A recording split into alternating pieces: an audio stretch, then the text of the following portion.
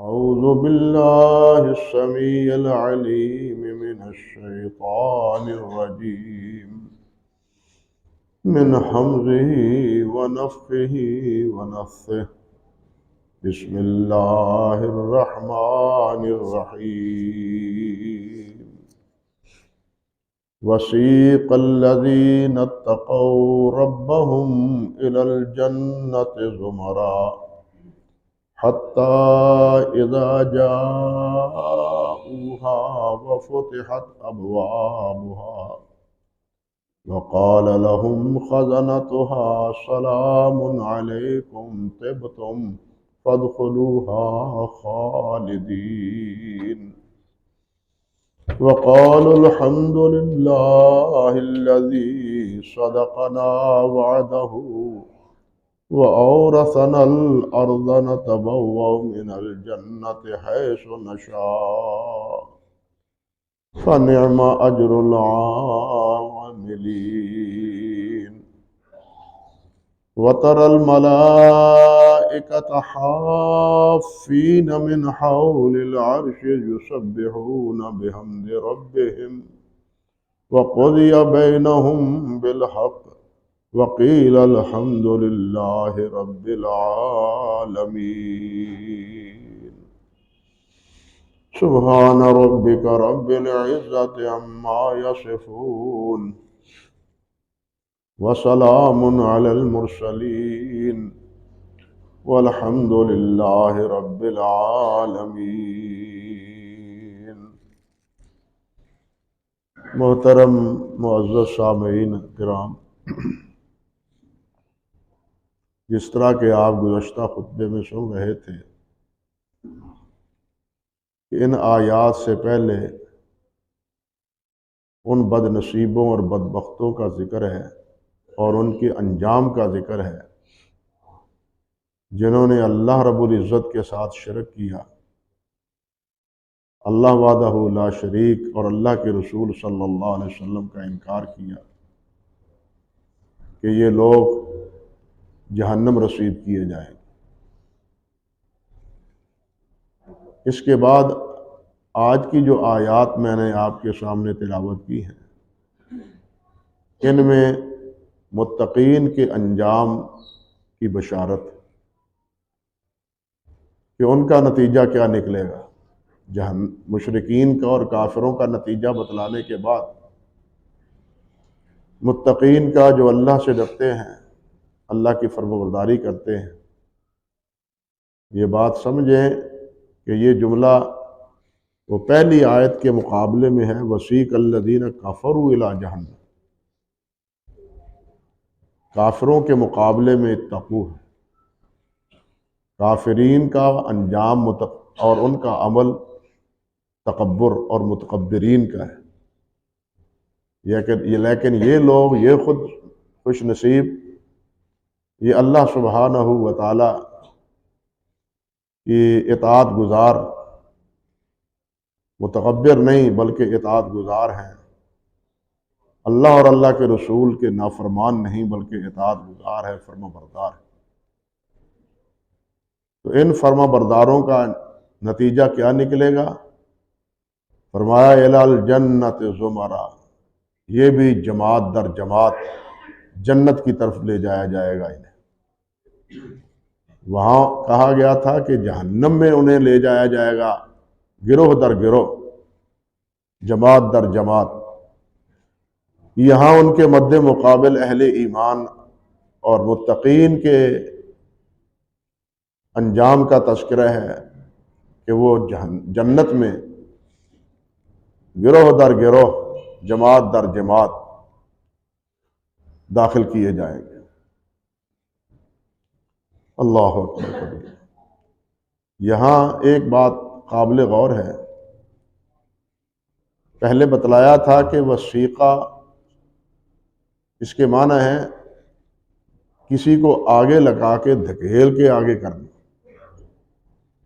جس میں ایک توہین کا پہلو پایا جاتا ہے۔ ساقہ یسوق سے کسی چیز کو چلانا، ہانکنا، یہ معنی ہوتا ہے کہ کافروں اور مشرکوں کو بد نصیب، وہ جائیں گے کب؟ جہنم بھڑکتی ہوئی سامنے نظر آئے گی، ان کا قدم کیسے اٹھے گا جہنم کی طرف؟ لیکن ان کی پٹائی کر کر کے، مار کٹائی کر کر کے ان کو دھکیلا جائے گا، چلو جہنم میں داخل ہو جاؤ۔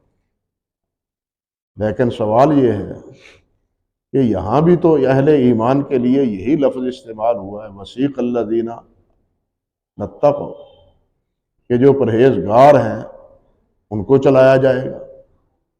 اب وہی لفظ جو کافروں کے بارے میں اللہ نے فرمایا ہے، وہی لفظ اہل ایمان اور متقین کے لیے فرمایا ہے، تو کیا متقین کا بھی یہی حال ہے؟ قطعاً نہیں۔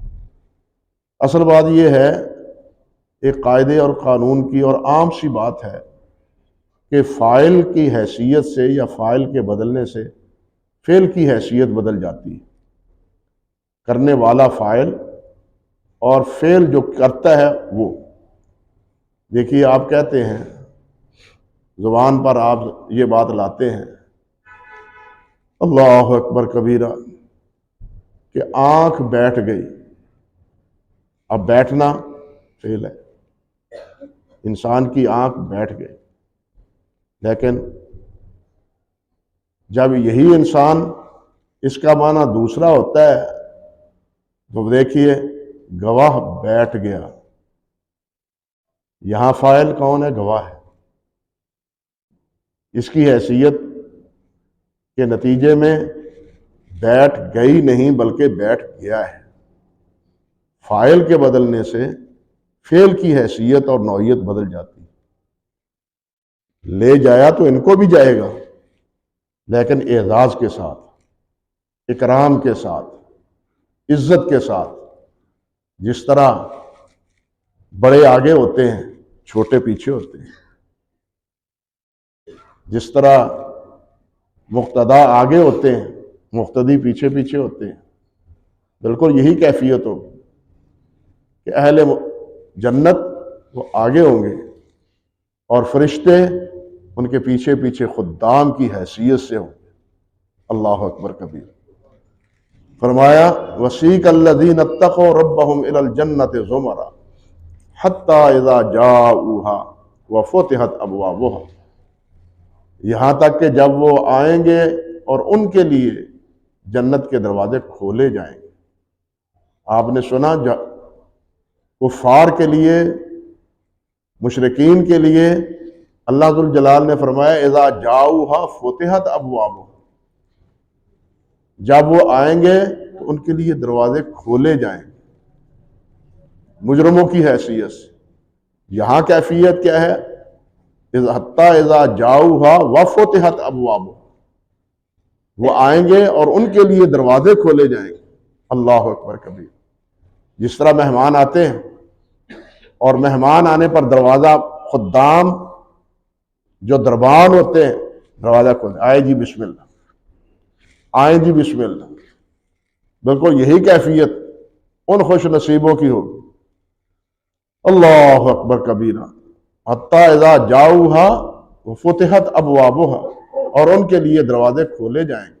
یہاں ایک فرق یہ بھی ہے کہ وہاں حتی اذا جاؤوها فتحت ابوابها، لیکن یہاں حتی اذا جاؤوها وفتحت ابوابها، واو درمیان میں۔ اس کی مختلف توجیحات علماء نے کی ہیں، مختلف توجیحات کے بعد کہتے ہیں واو سمانیہ ہے، لیکن یہ کوئی قاعدہ نہیں، کلیہ نہیں ہے۔ صحیح یہی ہے کہ یہاں بھی واو عاطفہ ہے، اور اس کی اصل عبارت یہ ہے کہ حتی اذا جاؤوها سعدوا وفتحت، کہ وہ کامیاب ہو گئے، سعادت پا گئے، مقصد حاصل ہو گیا، ان کے لیے دروازے کھولے جائیں گے جن کا مطلب پورا ہو گیا، مقصد پورا ہو گیا۔ اور ابواب جنت کے، چونکہ جنت جہنم سے کہیں وسیع ہے، اس لیے جنت کے دروازے 8 ہیں۔ بتلایا تھا کہ جہنم کے دروازے کیا ہے، کتنے ہیں؟ 7، اور اس کے دروازے، جنت کے دروازے کتنے ہیں؟ 8۔ اللہ اکبر کبیرہ۔ اور 8 دروازوں کے جو پارٹ ہیں، حدیث میں آتا ہے دروازے کھولے جاتے ہیں، ایک سے لے کے دوسرے پار تک درمیان کا جو فاصلہ ہے وہ نبی علیہ الصلوۃ والسلام نے فرمایا ہے ایسے ہے جیسے مکہ سے لے کے شام کا شہر بصرہ ہے، اتنا دروازہ کھلا ہو۔ اور ایک حدیث میں یہ بھی ہے کہ جس طرح مکہ مکرمہ سے لے کے یمن کا شہر ہجر ہے، اتنا بڑے دروازے، کیونکہ مومن جب جماعت در جماعت جائیں گے تو وہ تھوڑے تو نہیں ہوں گے نا، اور 70,000 تو بغیر حساب کے ہی چلے جائیں گے۔ ہاں 70,000 تو جب بغیر حساب کے جائیں گے تو پھر ان کے لیے چھوٹے چھوٹے دروازے ہوں گے، ان کے لیے تو بڑے بڑے دروازے ہوں گے۔ بلکہ ایک روایت میں تو ہے ہر ایک کے ساتھ مزید 70,000۔ اللہ اکبر کبیرہ۔ اللہ سبحانہ و تعالی ہمارے نصیبے میں بھی یہ فرمائے۔ اللہ کی رحمت بڑی وسیع ہے، ہم جیسے گناہ گاروں کو بھی بغیر حساب کے معاف کر دے تو اللہ سے کسی نے نہیں پوچھنا کہ ان گناہ گاروں کو کیوں بغیر حساب کے بھیج دیا جنت میں، یہ تو بڑے مجرم تھے، بڑے کوہتا کار تھے۔ لیکن اللہ تعالیٰ کی ان رحمت اللہ کی رحمت جو ہے وہ بہت وسیع ہے۔ لا تقنطوا من رحمت اللہ، اس سے نا امید کبھی نہیں ہونا چاہیے۔ بلکہ سچی بات تو یہ ہے کہ اس مالک سے جتنا چاہیں مانگے، دنیا کے لیے بھی اور آخرت کے لیے۔ جب ہم ہیں ہی منگتے، جب ہم ہیں ہی بھکاری، جب ہم ہیں ہی فقیر، تو پھر تھوڑا کیوں مانگے؟ وہ ہمارے بزرگ کہا کرتے تھے، چیمہ صاحب رحمۃ اللہ علیہ، تھی تو بات مدرسے کے حوالے سے، جو سفیر ہوتے ہیں، سفیر کا کام یہ ہوتا ہے ہر چیز مانگے، ہر ایک سے مانگے، ہر چیز مانگے، ہر وقت مانگے، ہر وقت مانگے، ہر چیز مانگے، ہر ایک سے مانگے۔ تو جب اللہ نے فرمایا انتم الفقراء الی اللہ، تم فقیر ہو، تو ہم ہر وقت مانگے، ہر چیز مانگے، ہر وقت مانگے، ہر چیز مانگے۔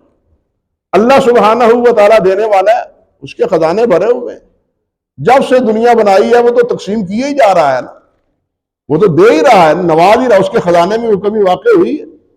تھڑ گئے ہیں؟ بالکل نہیں۔ اللہ کے خزانے سب کچھ دینے کے باوجود بھی بھرے ہوئے ہیں جیسے پہلے تھے، ان کے خزانوں میں کوئی کمی نہیں ہے۔ اللہ اکبر کبیرہ۔ اور یہ جنت کے دروازے جو 8 ہیں، حدیث میں اس کا تذکرہ ہے، قرآن مجید میں بھی ہے۔ بعض دروازوں کا باب الصلاۃ ہے، باب الریان ہے، اسی طرح باب الجہاد ہے، باب الصدقہ ہے، باب الحج ہے، باب القاظمین الغیظ ہے، باب المتوکلین ہے۔ یہ مختلف نام ہیں ان دروازوں کے۔ اللہ اکبر کبیرہ۔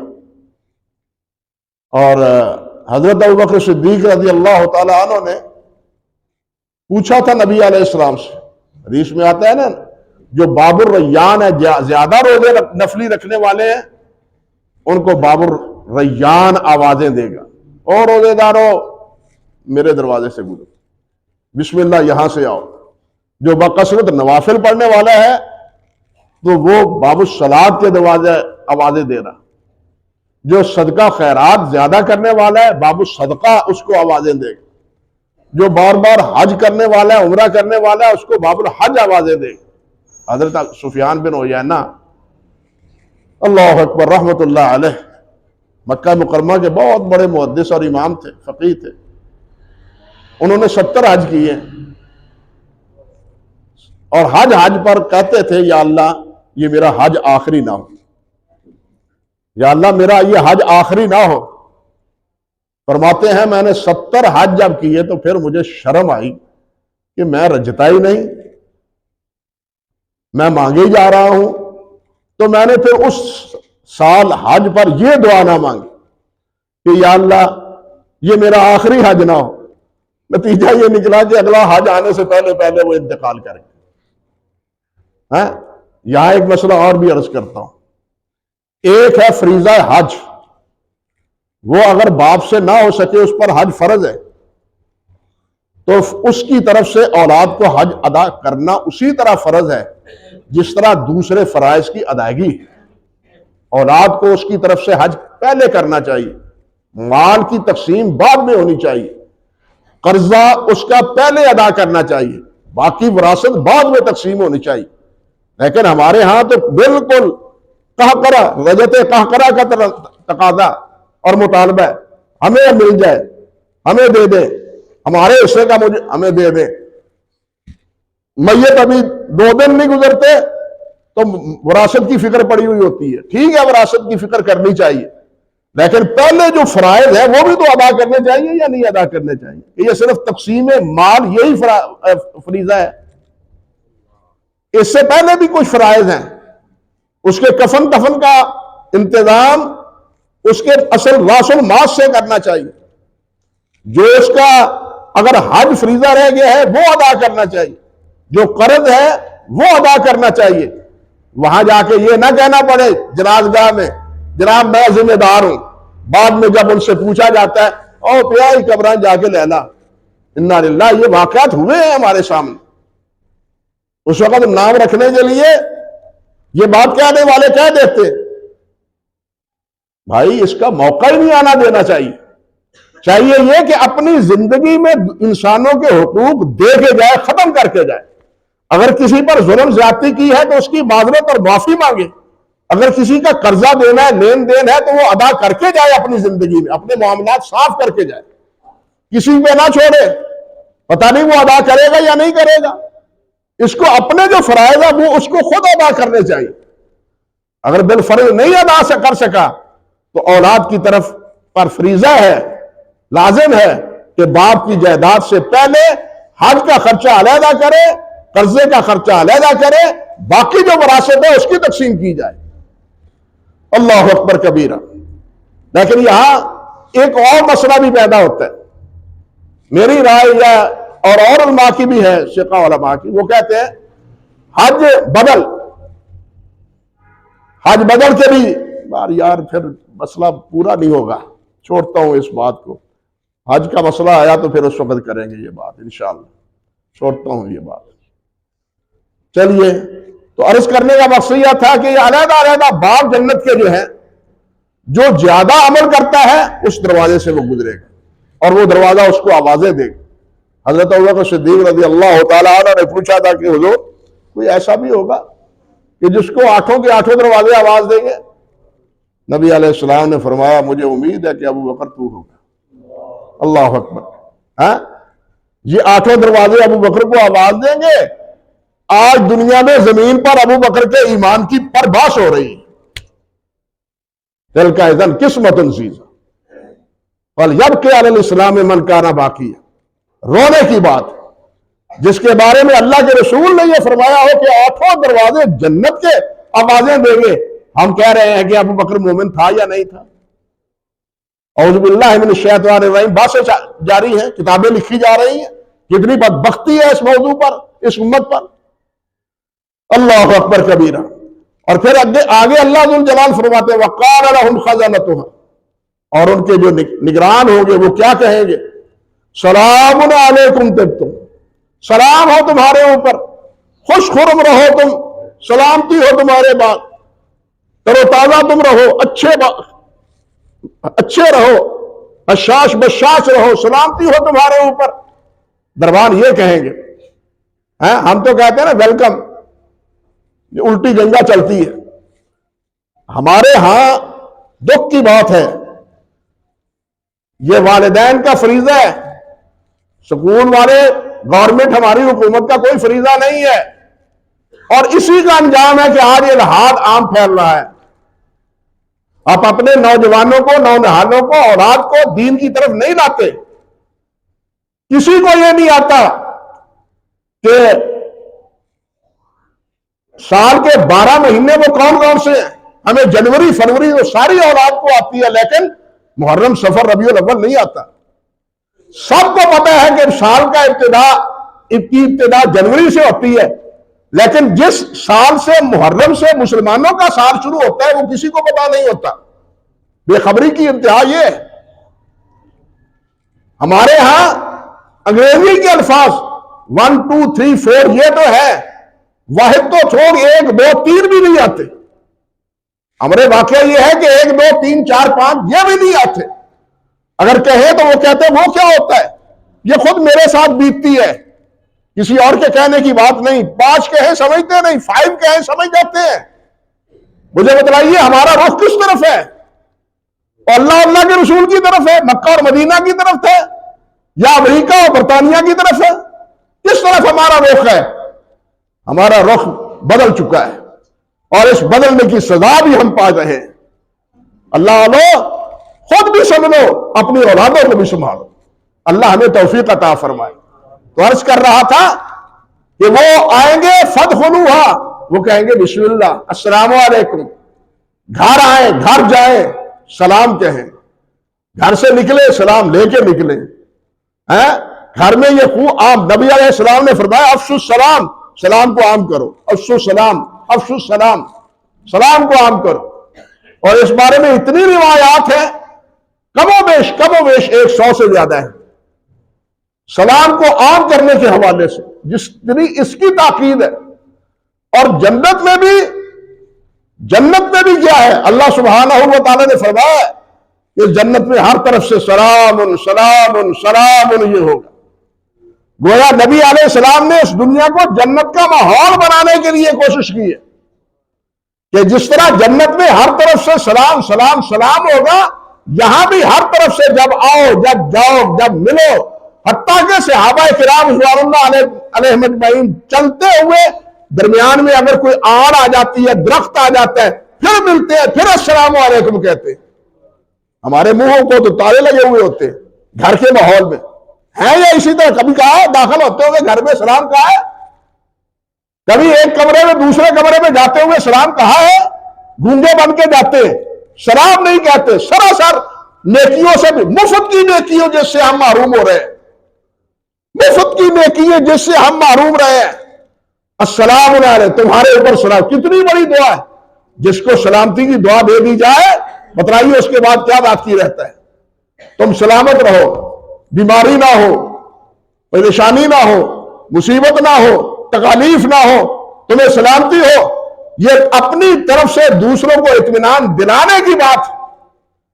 لیکن ہم تو بھوکے بنے ہوئے ہوتے ہیں, باہر سے بازاروں میں بھی اور گھروں میں بھی. اور عہد کریں کہ اپنے گھروں کو اور اپنے بازاروں کو سلام کا, جنت کا ماحول بنائیں. اللہ توفیق عطا فرمائے. کوئی مشکل بھی نہیں ہے, صرف اپنے آپ کو. لوگ کہتے ہیں کی کہیں گے, لوگ کی کہیں گے. بھائی جب آپ گونگے ہوتے ہیں اس وقت کی کہتے ہیں؟ جب اور لفظ بولتے ہیں اس وقت تو آپ کو کوئی نہیں بولتا, آوازیں نہیں کستا, باتیں نہیں کرتا. کیا وجہ ہے؟ کہ سلام لینے پر اللہ اور اللہ کے رسول کے فرامین کی تابعداری میں لوگ باتیں کرتے تو کرتے رہے. لا یخافون لومۃ لائم, اہل ایمان کی علامت یہ ہے کہ لا یخافون لومۃ لائم, ملامت کرنے والوں کی ملامت سے وہ بے خوف. کوئی کہتا ہے تو کہتا رہے, یہ مسیطر ہے, یہ مولوی ہے, کو کہتا رہے. ہم مولوی ہیں, ہم مسیطر ہیں, اللہ کا شکر ہے مسجدوں کے ساتھ تعلق ہے, اللہ کا شکر ہے دین کے ساتھ تعلق ہے. بھائی اس میں کوئی آر کی بات نہیں ہے. اپنے آپ کو سنبھالا دیں, اپنے آپ کو مسلمان کہتے ہوئے فخر محسوس کریں اور اللہ کا شکر ادا کریں. مسلمانوں کا لباس مسلمان پہنے, غیروں کا لباس مت پہنے. اپنا شعار قائم کرے, غیروں کا شعار چھوڑ دے. المیہ یہی ہے کہ ہم نے اپنا اسلامی شعار ہی چھوڑ دیا. آج کہ اس آدمی کی تعظیم ہے جو پینٹ کوٹ میں ملبوس ہے, جو شلوار قمیض میں ہے اس کی کوئی تعظیم نہیں. دفتروں میں چلے جائے اس کی کوئی عزت نہیں ہے. جو جناب پینٹ کوٹ پہنا ہوا ہوگا تو کرسی میں بیٹھا ہوا بھی سلام کرے. یہ سارا اس تہذیب کو سلام ہے, نہ اسلام کو سلام ہے نہ مسلمان کو سلام. ہماری حالت یہ ہو چکی, کس بات پر رونا روئے. اللہ والو اپنے آپ کو سنبھالو, اپنی اولادوں کو سنبھالو, دین کی طرف لاؤ. یہی کامیاب راستہ ہے, یہی, اس کے علاوہ کوئی کامیاب راستہ نہیں ہے. نہ امریکہ کی دعوے داری, نہ یورپ کی دعوے داری. دعوے داری حضرت محمد رسول اللہ صلی اللہ علیہ وسلم.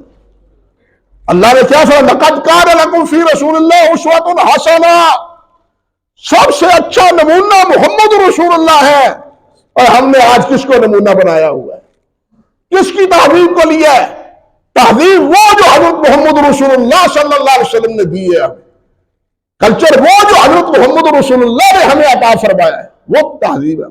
باقی سب ہم بدتمیزی کہتے ہیں, تہذیبی کہتے ہیں, ہم اس کو تہذیب کہنے غلط سمجھتے ہیں. تہذیب وہی ہے جو اللہ نے اپنے پیارے پیغمبر کو دی, اور پیارے پیغمبر صلی اللہ علیہ وسلم نے حضرات صحابہ کرام رضوان اللہ علیہ مجمعین کو سنوارا. اور اسی لیے میں کہا کرتا ہوں کہ نبی علیہ الصلوۃ والسلام کے معجزات میں صحابہ کرام کی زندگی بہت بڑا معجزہ ہے. خود صحابہ کرام کی زندگی ہے, ان کی جو کایا پلٹی ہے نبی علیہ الصلوۃ والسلام کی تعلیمات کے نتیجے میں, کایا پلٹی, وہ تھے کیا اور بنے کیا؟ سوچو ذرا, وہ تھے کیا, ان کی کفر کی حالت میں زندگی تھی کیا, بعد میں کایا کیا پلٹی. عمر فاروق کیا کہا کرتے تھے کہ میرا باپ تو خطاب شام کو جب اونٹ چرا کے آتا میری پٹائی کرتا, کہتا تجھے عمر اونٹ لیے بھوکی لے کے آ گیا ہو, تجھے تو اونٹ بھی چرانے نہیں آتے. لیکن آج محمد رسول اللہ کی تعلیم کی نتیجے میں 22 لاکھ مربع میل کا فرمانروا بنا ہوا. یہ انقلاب کس سے آیا تھا؟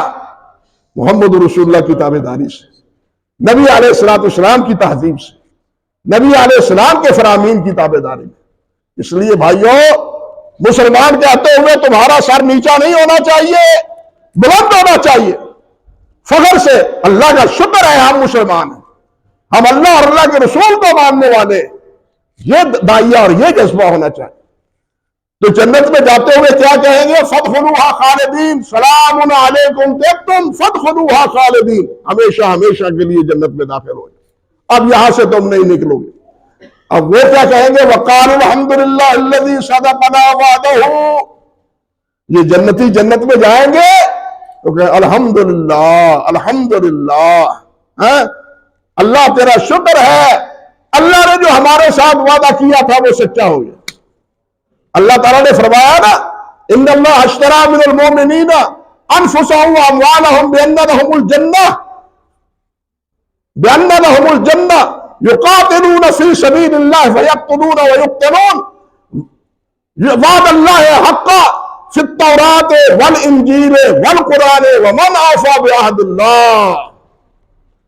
قرآن میں بھی اللہ کا وعدہ ہے, انجیل میں بھی اللہ کا وعدہ ہے, تورات میں بھی یہ اللہ کا وعدہ ہے تمہارے ساتھ کہ آؤ میرے ساتھ سودا کر لو, اپنے مال بھی میرے سپرد کر دو, اپنی جانیں بھی میرے سپرد کر دو, جہاں کہو مال خرچ کرو, جہاں کہو اپنی جانوں کو صرف کرو, ورنہ دوسرا اپنی منمانی چھوڑ دو. اپنی جانوں کے بارے میں بھی, اپنے اموال کے بارے میں بھی اپنی منمانی چھوڑ دو. ان دونوں پر حکمرانی کس کی ہو؟ اللہ کی, جان پر بھی اور مال پر بھی. اپنے مال کو اپنا سمجھو, لیکن منمانی اپنی مرضی سے خرچ نہ کرو, وہاں خرچ کرو جہاں اللہ اور اللہ کے رسول صلی اللہ علیہ وسلم نے خرچ کرنے کا حکم دیا. اللہ اکبر کبیرہ. اور اللہ فرماتے ہیں یہ میرا وعدہ ہے اور میرا وعدہ سچا ہے. یہ اہل جنت بھی کہیں گے الحمدللہ الذی صدقنا وعدہ, اللہ کا شکر ہے کہ اللہ نے ہمارے ساتھ جو وعدہ کیا تھا وہ سچا ہو گیا, ہم نے اس کو سچا دیکھ لیا. وَأَوْرَثَنَا الْأَرْضَ نَتَبَوَّأُ مِنَ الْجَنَّةِ حَيْثُ نَشَاءُ, اور ہمیں جنت کا وارث بنا دیا گیا, ہم جنت میں جہاں چاہتے ہیں آتے جاتے ہیں. فَنِعْمَ أَجْرُ الْعَامِلِينَ, یہ عمل کرنے والوں کے لیے بہت بڑا اجر ہے. فَلَا تَعْلَمُ نَفْسٌ مَّا أُخْفِيَ لَهُم مِّن قُرَّةِ أَعْيُنٍ, یہ ایسا اجر ہے کہ جس کا آج دنیا میں کوئی انسان اس کے بارے میں کوئی نقشہ کھینچ ہی نہیں سکتا. فلا تعلم, اللہ فرماتے فلا تعلم نفس ما اخفی لهم من قرۃ اعین, میں لوگوں کو کوئی پتہ نہیں کہ میں نے ان کی آنکھوں کو ٹھنڈا کرنے کے لیے کیا کچھ تیار کر رکھا ہے, لوگوں کو پتہ ہی نہیں. اللہ اکبر, وہاں جا کے آنکھیں کھلیں گی. اللہ اکبر کبیرہ. فرمایا اورثنا الارض, علامہ راضی نے بڑی عجیب لطیف سی بات کہی ہے.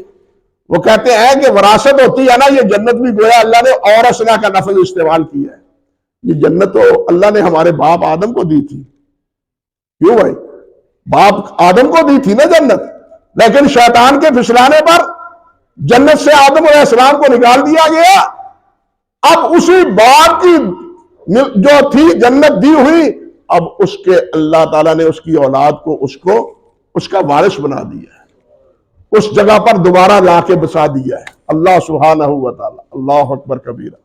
وَأَوْرَثْنَا الْأَرْضَ نَتَبَوَّأُ مِنَ الْجَنَّةِ حَيْثُ نَشَاءُ، اور دنیا میں اپنی مرضی سے کہیں آ جا نہیں سکتے تھے، لیکن جنت میں جہاں چاہیں گے آپ آئے جائیں گے۔ اور جنت بھی کتنی چھوڑے اس بات کو، وقت نہیں ہے۔ فرمایا وَتَرَى الْمَلَائِكَةَ حَافِينَ مِنْ حَوْلِ الْعَرْشِ، اور اے میرے نبی صلی اللہ علیہ وسلم آپ دیکھیں گے فرشتوں کو حافین من حول العرش، وہ عرش کو گھیرے ہوئے ہوں گے، عرش کو گھیرا ڈالے ہوئے ہوں گے۔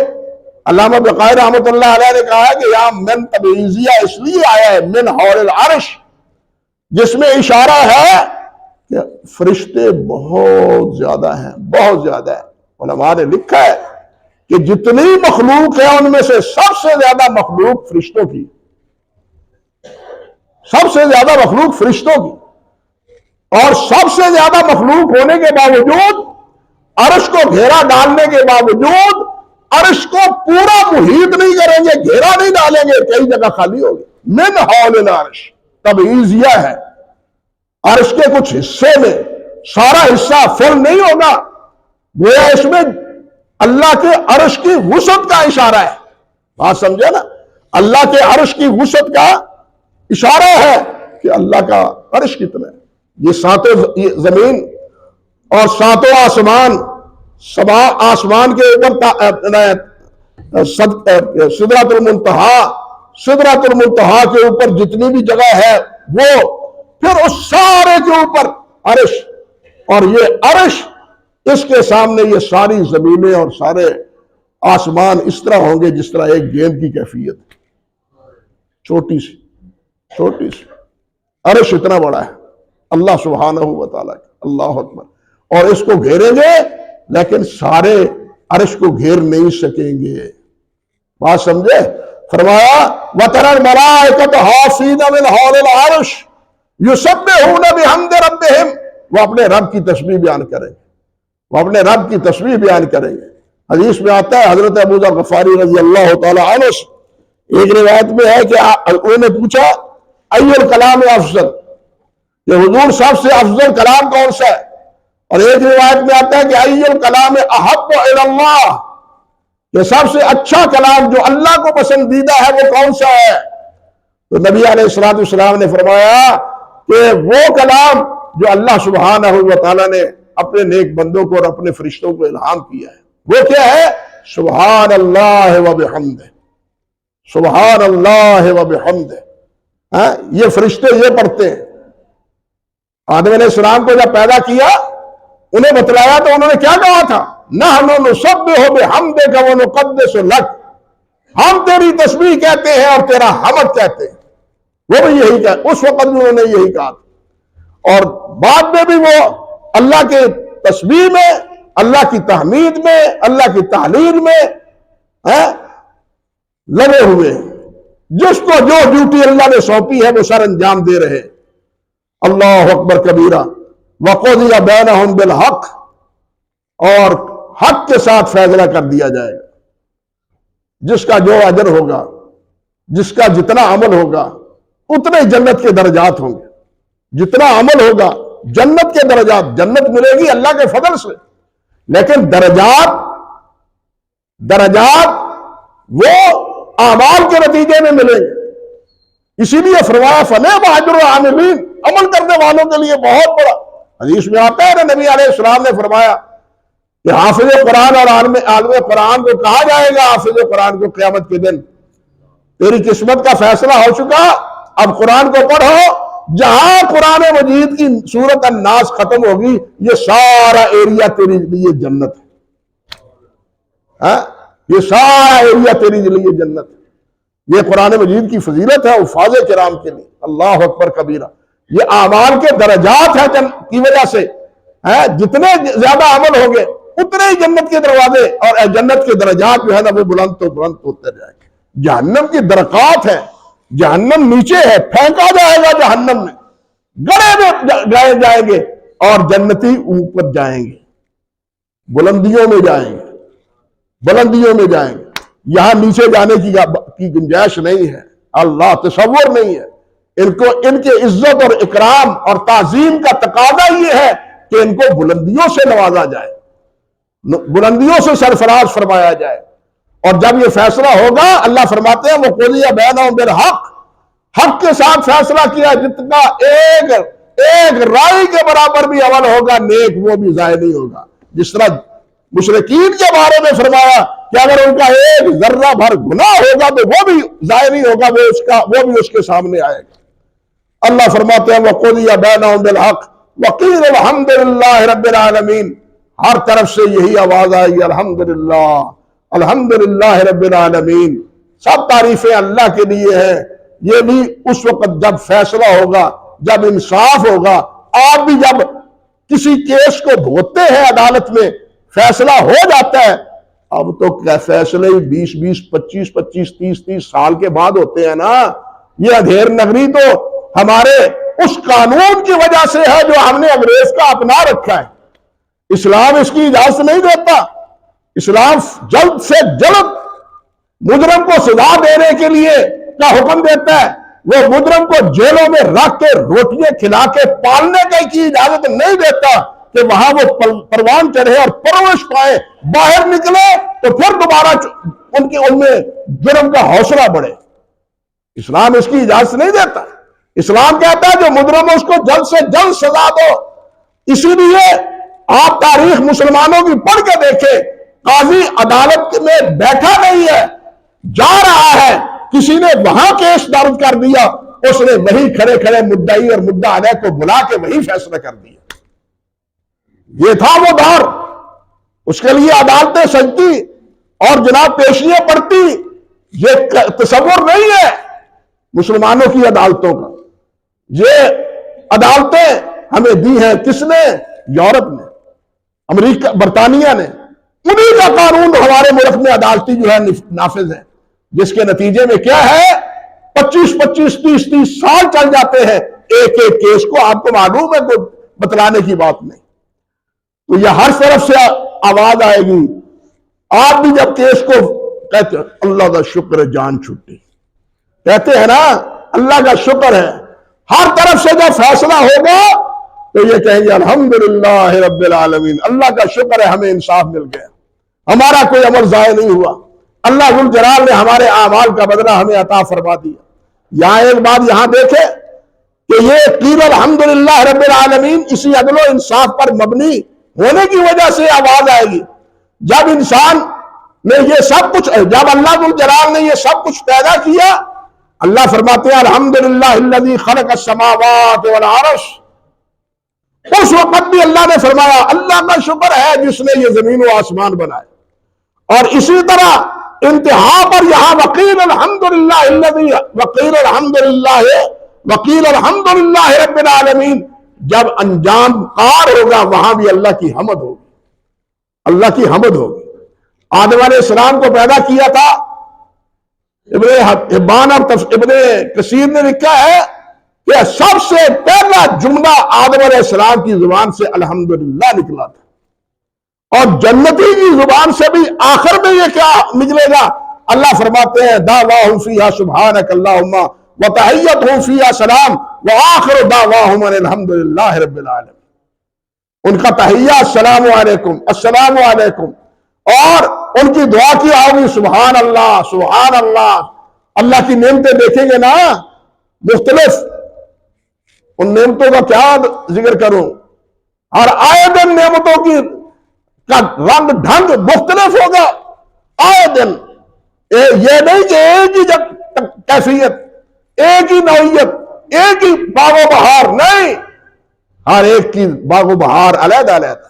اسی لیے تو اللہ نے فرمایا اللہ اکبر کہ اہل جنت میں کہیں اور جگہ جنت سے کے علاوہ کسی اور جگہ جانے کا تصور بھی نہیں رکھیں گے، تصور بھی نہیں رکھیں گے۔ سورۃ الکہف کے آخر میں کیوں کہ وہاں ایک منظر ہوگا ہی نہیں۔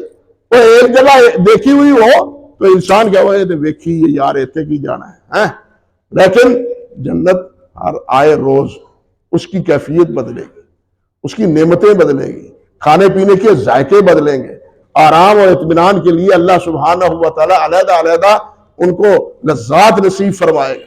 تو اس لیے اللہ کی جنت جو ہے اس کے لیے بھی وآخر دعوانا، آخری بات اہل جنت کی الحمدللہ، اپنے گھر آئے، بات سمجھے، الحمدللہ اپنے گھر آئے۔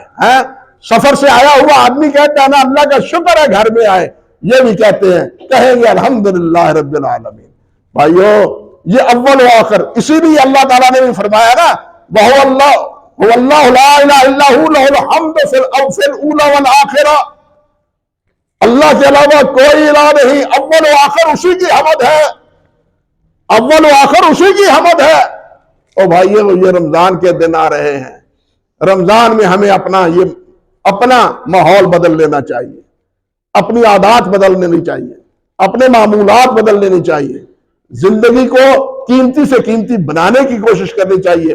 بڑے قیمتی بھائیوں دن آ رہے ہیں، قرآن مجید جتنا ہو سکے پڑھیں، تسبیحات جتنا ہو سکے پڑھیں، سبحان اللہ و بحمدہ سبحان اللہ العظیم، سبحان اللہ والحمدللہ ولا الہ الا اللہ واللہ اکبر، یہ دونوں کلمے ورد زبان بنانے کی کوشش کریں، چلتے پھرتے بھی پڑھنے کی کوشش کریں۔